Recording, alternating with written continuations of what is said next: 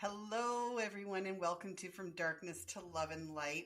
I have a beautiful guest here today, and her name is Vitelle Webb, which I haven't even explained to her that Webb was my mom's maiden name. Really? And That's so I know, as soon as I saw that, I was like, she needs to be on this podcast. right. But let Love me it. just explain a little bit about Vitelle, what she does. Vitelle is an award-winning actress, a spirited entrepreneur, and an extremely creative author. She has written a book called I Am, a Poetic Ensemble, available on Amazon.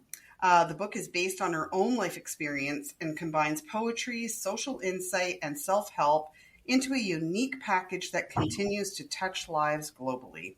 Vitelle is currently performing in her show Nine Lives, which is a unique combination of film, stage, and poetry for the purpose of healing through her testimony and talents. Vitelle, welcome to the show. Thank you. Thank you so much for having me on your show. This is awesome and Oh, very well spoken introduction. I love it. I'm just so happy to have you here. Like, it's just, Thank you. and I can't wait to hear your story of how you went through those dark times in your life and how you got to be to where you are today. So, yeah, share. Like just share. Where do we start here? Wherever you feel comfortable. Well, as you mentioned, I do have the book, I Am a Poetic Ensemble. I have it here so you guys can see what it looks like here. So you see I look like Superwoman on the front, kind of Love it. encompasses the whole idea of overcoming and being triumphant and just getting out of that darkness and into the light, as you mentioned. So Yeah. mine started, we were talking a little bit before the show about the childhood trauma. So I can relate a lot to that. Mine definitely started in childhood, which is usually the case because I have found that a lot of us who were raised in a certain way or experienced certain things growing up, we will often gravitate towards that in our adult lives. So the Mhm. cycle kind of just continues. And that's what my life is all about at this point, even as an actress, model, writer, producer, entertainer, all these things that you were listed in the beginning. Now I Yeah. use those gifts and talents to speak this message to the world, to convey that message, and to help people to heal from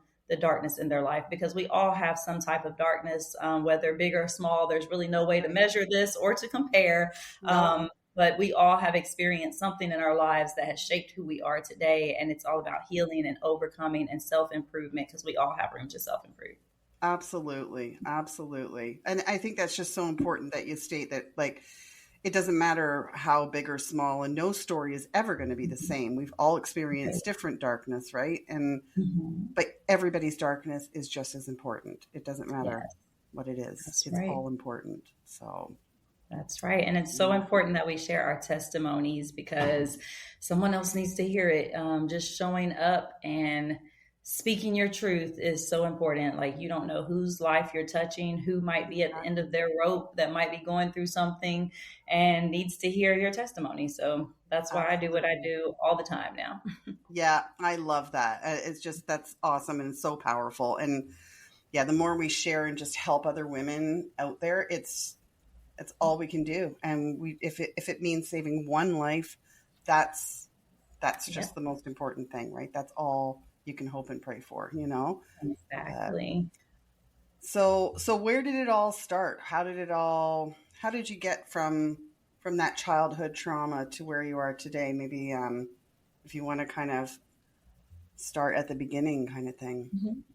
So, it's really a process. Where it starts and where it finishes is relative because we're never Yeah. done for as long as we're here and we keep healing and keep growing.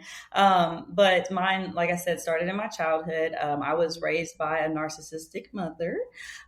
So I had to go through that process and, just educating myself is really one of the major things that helped me through it.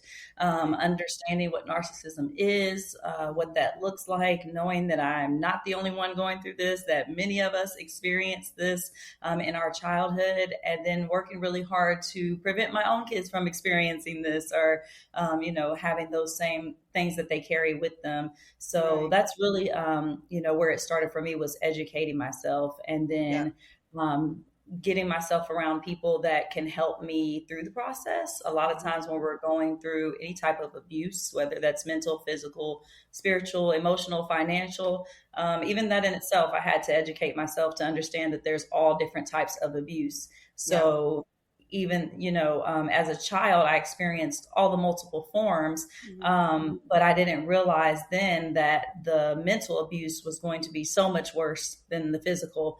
It was going to linger longer and cause the longest effect negatively on me. So being someone who's gone through all those different types of abuse, I can honestly say that mental is the worst in a lot of cases. It was for me. So, just educating yourself is a big deal. And that's why in my book, I call it a self-help book as well, because in the back, I have notes and references where I speak on dealing with the narcissist and what that looks like and how to cope and manage through that. Because whether it's a parent of yours or not, it's going to be, someone in your life, you're going to experience that at some point in life, as long as you live in this world. So, just knowing how to cope with that. And then I also went through multiple things. I think you mentioned my show earlier. 9 Lives is the name of my show that stems from the book. And I actually play all of these different characters. If you can see all these characters at the top here. You do? They're all me. That's amazing. So I play all these different characters, but each one of them is a different type of trauma that I've actually been through. And each one of them breaks it down from the abuse, the childhood trauma is one in general. I just kind of summed that all up together as childhood trauma. And then you have homelessness, you have domestic violence, divorce, human trafficking. All of these things are broken down amongst the different characters so that I could express my story in a way that, could be understood by many and related to by many. So that's what my show does, 9 Lives, which is coming up in Atlanta on September 14th, by the way. And so, so it kind of... That was my mother's birthday too. So not only... September 14th? Uh-huh. What the heck? That is so crazy. I know. I'm like, okay, so something powerful is going to happen here, I think, Yes. Like, you are going to skyrocket. That's awesome. I love when that happens. I love when things just like align so perfectly. And I even thought about it when I looked at the day. I was like, it's September 14th. What was it that I said?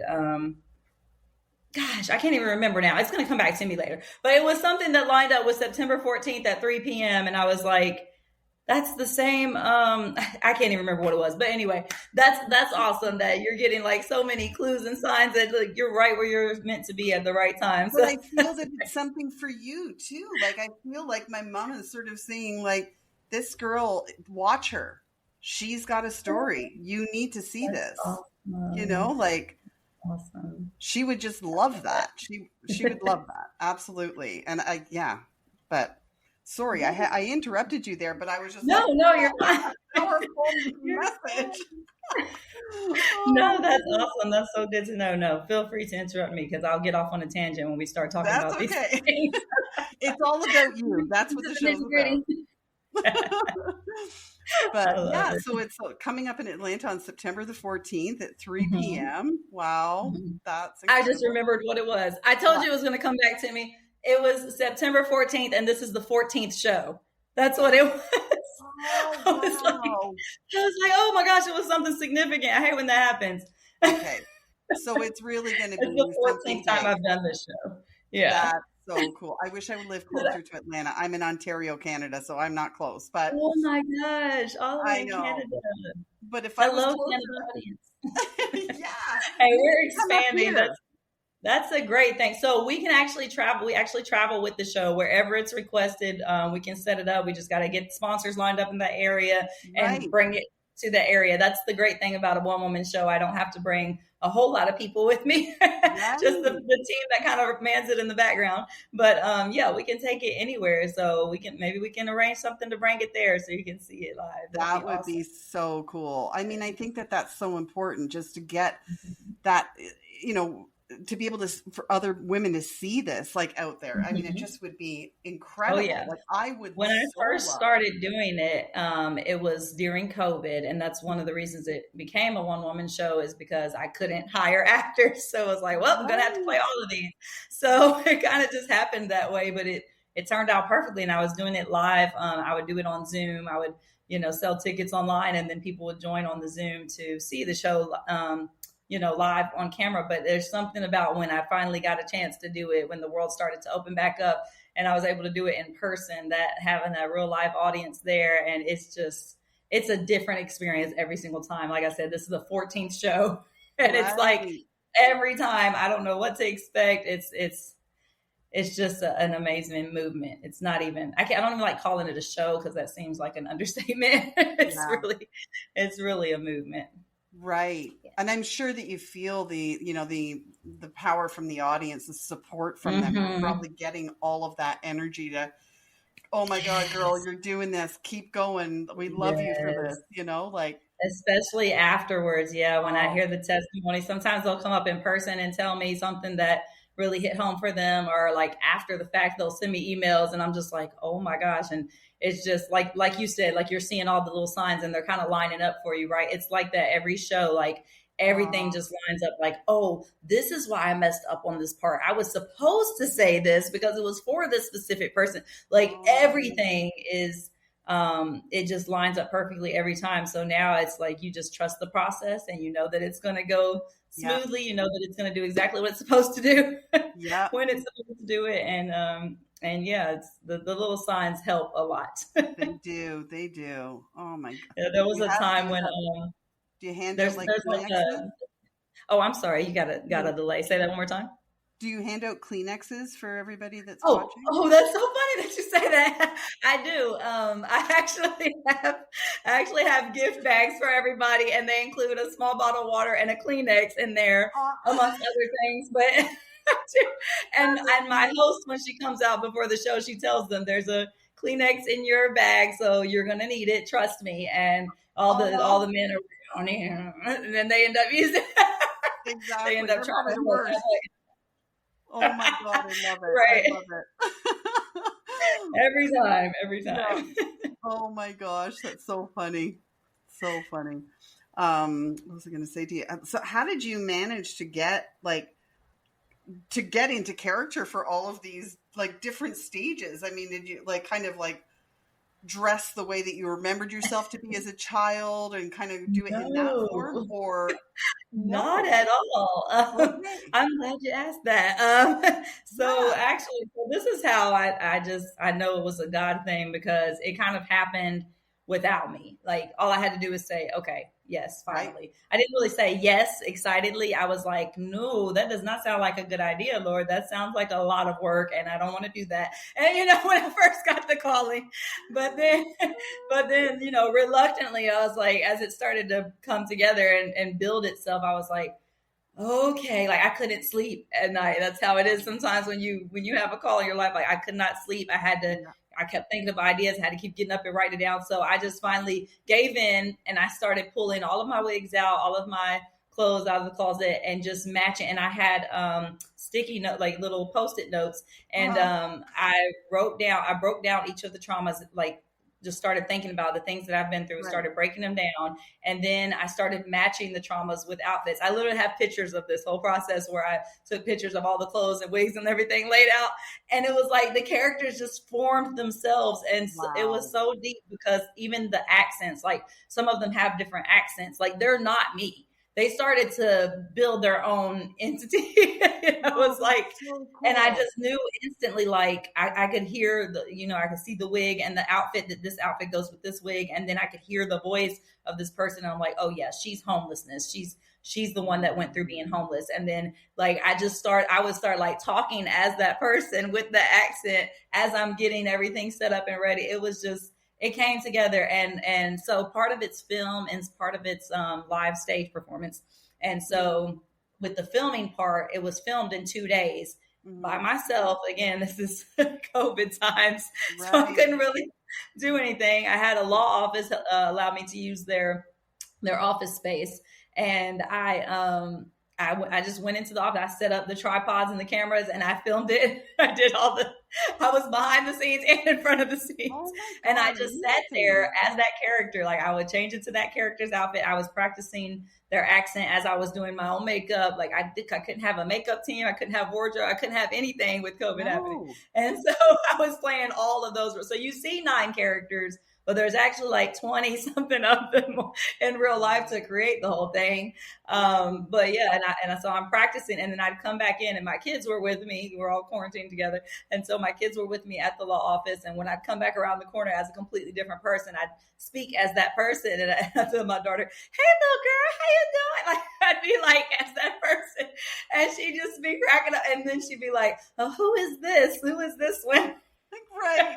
Oh my It God. was so funny because she understood, like, that's not my mother right here. Like, this is not Right. my mom. Oh So my I was a goodness. completely different person every time I came into the room. So I think I did 4 characters one day, and then broke it down another 4 the next day. And so it was a 2-day process, because one of the Wow. characters is like, I'm live and in person. So Right. And I'm sure exhausting too, because as you're going through that, that's mentally exhausting to play each of those Mhm. characters, right? Like, I mean, it's Right. remembering everything that you've gone through. So It that's a was. lot of mental. Mhm. And so there was no script. It was unscripted, Right. but even the filming part. So I set up the cameras, and I just sat there as that person, and I just focused on that one specific trauma. What was it like for me being homeless? And so Mm, I, as that person, am explaining what it was like being homeless, but I'm pulling from my own memory. yeah. But I don't, that's why I said I don't even know how I did it, because honestly, like, to maintain this character, Hmm. their accent, their demeanor. Some of them slouched, some of them sat back, some of them were preppy. They all had different body language, different everything about them. But then to be telling my story from memory Yeah. as them, it was like, I watched the playback and I'd be like, whoa, what the heck? So that's how it's like, as it continued going and growing, it was like, this is so much bigger than me. And so when I did finally say yes and it started to happen, it was like, this is definitely a God thing, because I could Yeah. not do this on my own. This is amazing. So it's Wow. funny, because being that was during COVID, and I did what I could do with what I had. So now Yeah. we're actually talking about completely revamping the whole show, now that Hmm. we can have, makeup artists and teams of people. And Right. so we're talking about doing it over. So you notice how, I did all of this hair and makeup myself, but Right. whenever we have a whole hair and makeup team, it's going to be like a whole complete transition, like freaking Eddie Murphy or something, like Right. just a completely different person. And so I want to do it that way too, just to take the quality of it up even more. Like, Right. I'm always about self improvement, and when it comes to my Yeah. projects, I'm the same way. It's got to get better every time people see it. I want them Mm. to see something better and something new. So that's the Yeah. plan for this show Oh very wow. soon. You know, I'm in Hamilton, Ontario, and we have a few different venues that put on, like, like smaller productions and stuff like that. And there's one that I actually went to. Oh, when did I go? I think it was like Christmas time, or just after, or whatever. But it was a Mhm. candlelight thing, and it's in this old factory, and it's super super cool. Um, and they played, like, it was all like violins and stuff, and they played all the Beatles music, and it was just awesome. But the venue, it just is incredible. And I'm thinking, okay, I need to tell them to get in contact with you, because people Yes, would absolutely go and see that. I mean, that's just yes, one let's place. You do got to it. go all over. You got to go everywhere. Right. That's all. Absolutely. No, we're expanding so much right now. So I actually just hired on more than 20 new team members Wow. just this weekend. So Wow. the blow up right now is happening. Like, we're right in the middle of it, and Yeah. so we're expanding, and so it's not just, Atlanta is home base for me, but Yeah. we've expanded. We have people in Virginia now, Washington D.C. We have people in Texas, and Orlando is expanding very quickly. The Orlando people are so supportive. I have several people from Orlando are flying in for this show in Atlanta. That's amazing. They all got VIP tickets. I'm just like, what? Like, this is, and it's funny because I was actually recognized in Orlando not that long ago. It tripped me out because, again, I've done this show 14 times, but most of the time in Atlanta. I think I did it once in South Carolina, and where did we take? And it was somewhere nearby. I can't remember. I think it was Kentucky, maybe. I can't remember. But anyway, most of them have been in Atlanta, right? So I go to Orlando, and I'm just starting to build a fan base there. And this guy in the in like a hotel lobby, like, realized who I was. Like, he didn't recognize me right on site because I'm usually like looking bummy and like trying to not be noticed when I'm going to check into the hotel. Like, leave me alone. But but so he didn't recognize me right away. But I was talking to someone about the business, that we're doing with the entertainment, and he was like, "Wait a minute, are you the girl who does the show with all the characters that you play 7 different characters?" And I was like, well, it's 9 different characters, but yes. I was like, what the heck? So we're in Orlando, where this was only like my second time visiting Orlando or something. And I'm like, are you kidding me? You know my show? He's like, yeah, that's right. 9 Lives. He's like, me and my wife were supposed to come see that in March. He knew the date. He knew like where it was located and all this. I'm like, what? Are you kidding?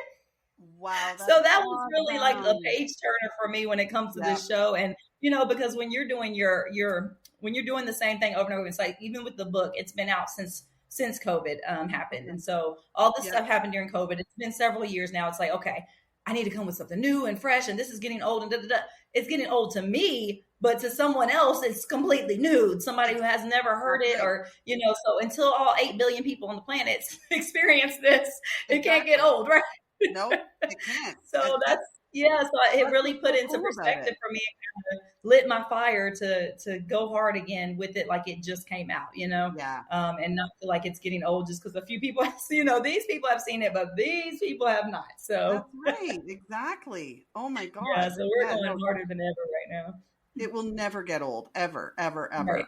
Absolutely. That's so important to recognize that, for sure. Like, right. Oh my gosh, it's so incredible. Exactly. How powerful, like just how powerful to be able to put it in this format too. Like just to be able to tell your story this way, and it's your own story. It's not fictional. It's your real story. So it makes it even more heartfelt, like, oh, and awe-inspiring. It goes back to the Right. It goes back to the original question that you asked, as far as what helped me get over it and go from the darkness to the light, and, that transition. So I mentioned educating myself. Also, just telling the story in general was the biggest thing, because it's still constant healing. It's still a constant growth. Every time I tell the story and I realize I've helped somebody else, then it's like, okay, like it heals something in me even more. Just that process of saying go, pushing the button, this is the hardest thing to do, was to push the button and say publish, and so just that process in itself was a major part of my healing. Right.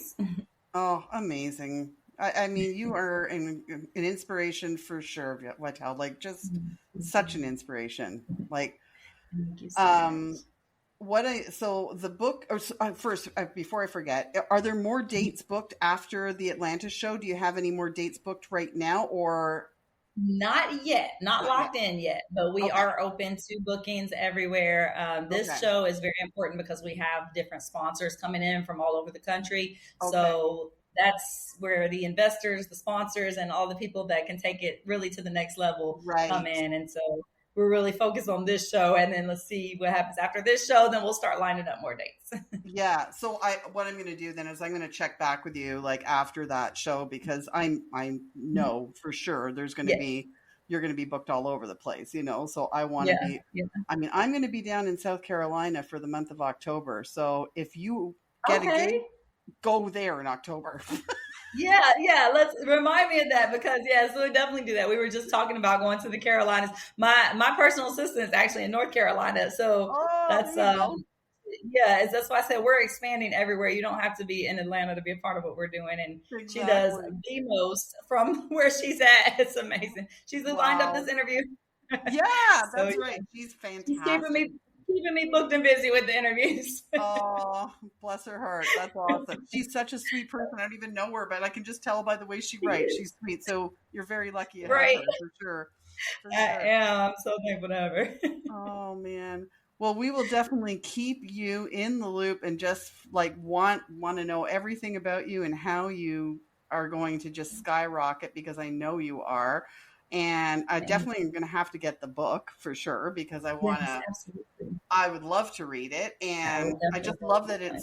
that you have the educational part that you can, do yourself Mhm. or whatever, self-help in the book Right. as well. Hmm. That's fantastic too. Yeah. Um, Everything that we produce with us through productions is three purposes or more always. So if it's a book, this is a book of poetry, it's a memoir, and it's self-help. So mm, it's like it's three different things. It's not just a book. It's never just a book. It's never just a play. It's never just a movie.